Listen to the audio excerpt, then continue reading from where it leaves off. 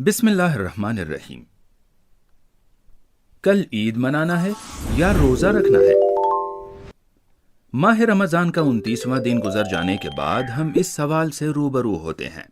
اس سوال کو بدل کر اس طرح پوچھنا بہتر ہے کہ کل ماہ شوال کا پہلا دن ہے یا نہیں۔ اسی مشکل کا اسلامی حل اس کلپ میں ہم پیش کرنے جا رہے ہیں۔ حل پیش کرنے سے پہلے کچھ بنیادی باتیں جاننا ضروری ہے۔ دیکھیے، شریعت میں کچھ ذمہ داریاں مرجع تقلید کی ہیں اور کچھ ذمہ داریاں عوام کی ہیں۔ مثال کے طور پر، کیا شراب پینا حرام ہے؟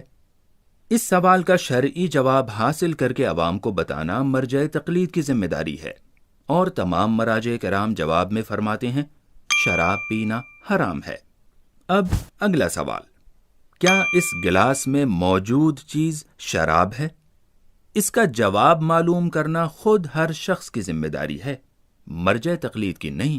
یعنی فتویٰ دینا مرجع تقلید کی ذمہ داری ہے، اور اس فتوے سے متعلق چیز یا موضوع کو معلوم کرنا خود شخص کی ذمہ داری ہے۔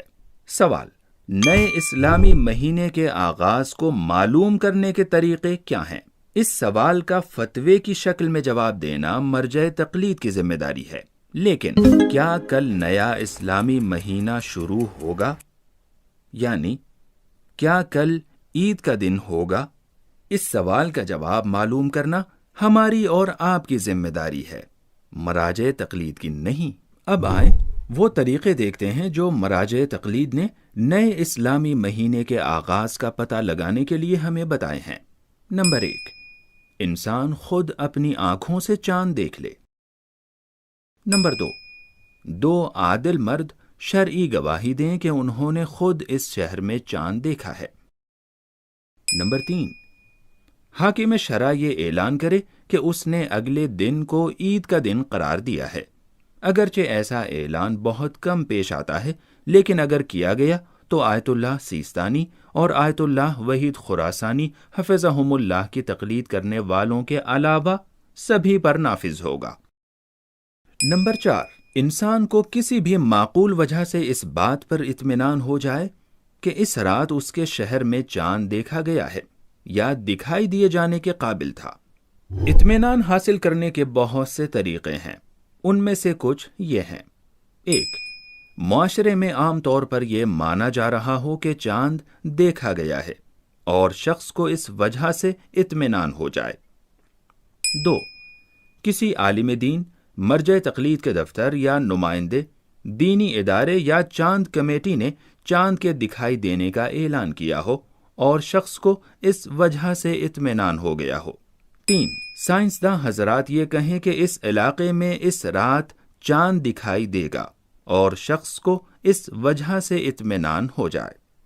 توجہ، یہی وہ طریقے ہیں جسے ہم اور آپ سب سے زیادہ استعمال کرتے ہیں، اور اس میں جو چیز سب سے زیادہ اہم ہے وہ یہ کہ خود شخص کو اوپر بتائے گئے راستوں یا کسی اور راستے سے اطمینان حاصل ہو جائے۔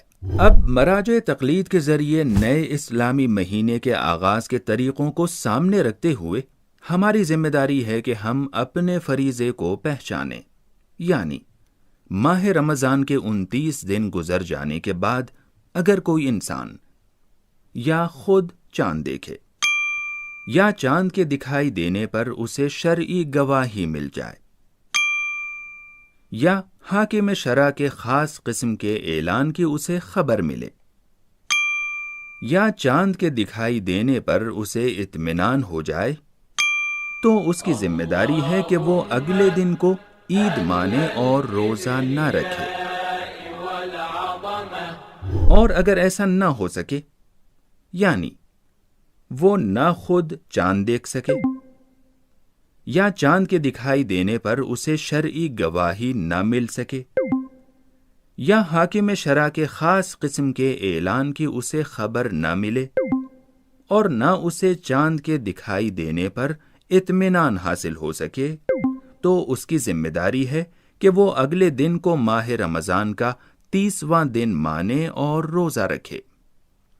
تو ہم نے اس کلپ میں دیکھا کہ کس طرح ماہ رمضان کے 29 دن کے بعد اگلے دن کے بارے میں فیصلہ کرنا ہماری اور آپ کی ذمہ داری ہے، اور اس ذمہ داری کو بخوبی ادا کرنے کے لیے مراجع تقلید نے کتنے آسان اور واضح راستے ہمیں بتائے ہیں۔